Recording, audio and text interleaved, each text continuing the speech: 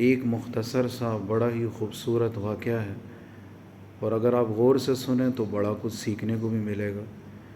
ایک بابا جی تھے، ایک کسان تھے، کھیتی کا کام کیا کرتے تھے۔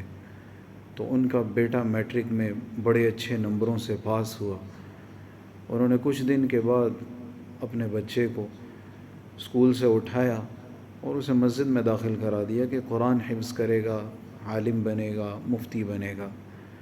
تو گاؤں کے لوگ جمع ہو گئے اس کے گھر میں، اور گھر والے بھی اس کے یعنی مخالف ہو چکے، اور گاؤں کے لوگوں نے بھی بڑا اختلاف کیا کہ یہ کیا ہے، تمہارا بچہ جو ہے وہ اس نے میٹرک میں اچھے نمبروں سے پاس کیا اور تم نے اسے اٹھا کے مسجد میں ڈال دیا، یہ کیا تم نے؟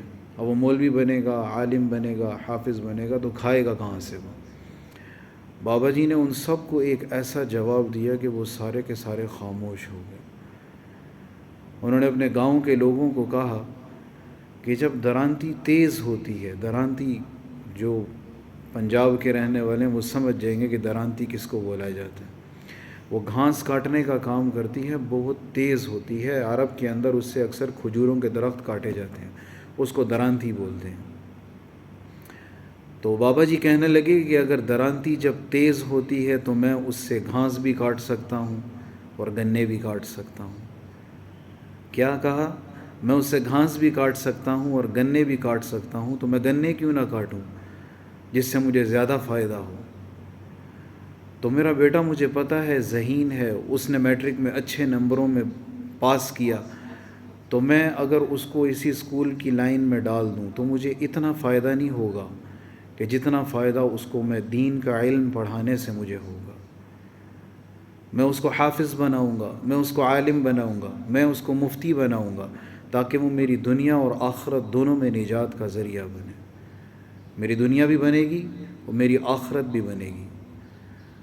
تو یہ بڑا ہی خوبصورت اور یہ سچا واقعہ ہے، یہ ہمارے مفتی صاحب سنایا کرتے تھے۔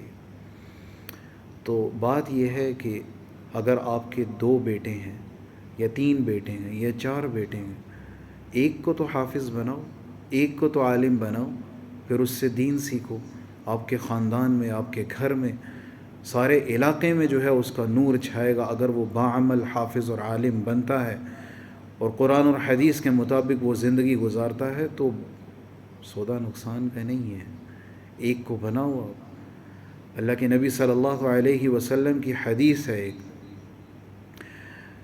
ابو دردہ رضی اللہ تعالیٰ عنہ روایت کرتے ہیں، کن عالما، اللہ کے نبی نے فرمایا عالم بنو، عالم بنو۔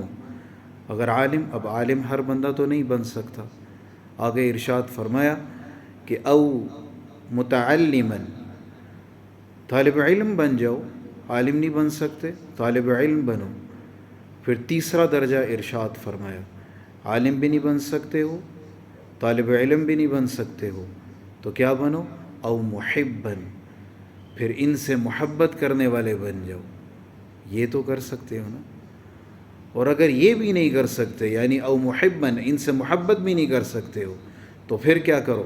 او متبعا، پھر ان کی اتباع کرو، ان کی پیروی کرو، ان کی بات سنو، مانو یہ کیا بول رہے ہیں۔ ہاں، قرآن اور سنت کے خلاف بات نہ کر رہے ہوں تو پھر نہیں ماننی، لیکن قرآن اور حدیث کی اگر یہ بات کر رہے ہیں تو پھر ان کی پیروی کرو، بات مانو، جس کو آج کل کہتے ہیں نا فالو کرو ان کو۔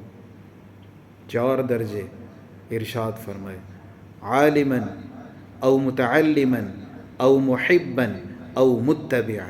عالم بنو، طالب علم بنو، ان سے محبت کرنے والے بنو، او متبعا، اور ان کی پیروی کرنے والے بنو۔ اور اگر یہ 4تھا درجہ بھی نہیں کر سکتے، آگے اللہ کے نبی نے ارشاد فرمایا، وَلَا تَكُنِ الْخَامِسِ فَتَهْلِكَ، 5ویں نہ بن جانا ورنہ ہلاک ہو جاؤ گے۔ آج کل دیکھو آپ، چھوٹا سا بندہ ہوتا ہے کس طرح عالم دین کو گالیاں دے رہا ہے، حافظوں کو گالیاں دے رہا ہے، برا بھلا کہہ رہا ہے، تو ہلاک ہو جاؤ گے۔ ایک سچا واقعہ اور بھی ذہن میں آ گیا میرے ابھی ویڈیو بناتے ہوئے، کہ کچھ لوگوں کی جماعت تھی، دین کا کام کر رہے تھے۔ ایک ہوٹل کے باہر دیکھا کہ ایک شخص بیٹھا ہوا ہے اور کوئی بھی بات کرتا ہے تو کتے کی طرح بھونک رہا ہے۔ سچا واقعہ ہے، کوئی بھی بات کر رہا ہے تو کتے کی آواز نکال رہا ہے صاحب۔ تو ہوٹل میں جو رہنے والے لوگ تھے وہ تو جانتے تھے اس کو، تو ان جماعت کے لوگوں نے پوچھا کہ یہ کیسا بندہ، زندگی میں پہلی دفعہ ہم نے دیکھا کہ ہر بات کرتا ہے اور زبان سے یعنی کتے کے الفاظ نکل رہے ہیں، بھونک رہا ہے یہ، تو یہ کیا بات ہے؟ تو کہا یہ وہ شخص ہے جو علماء کو، حفاظ کو، دین کے کام کرنے والوں کو گالیاں دیا کرتا تھا۔ آج اس کا یہ حال ہو چکا ہے کہ یہ جو بھی بات کرتا ہے تو کتے کی طرح آواز نکلتی ہے۔ تو میں نے ابھی جو بات اللہ کے نبی صلی اللہ علیہ وسلم کی یہ حدیث ہے کہ وَلَا تَكُنِ الْخَامِسَ فَتَهْلِكَ، پانچویں نہ بننا ورنہ ہلاک ہو جاؤ گے۔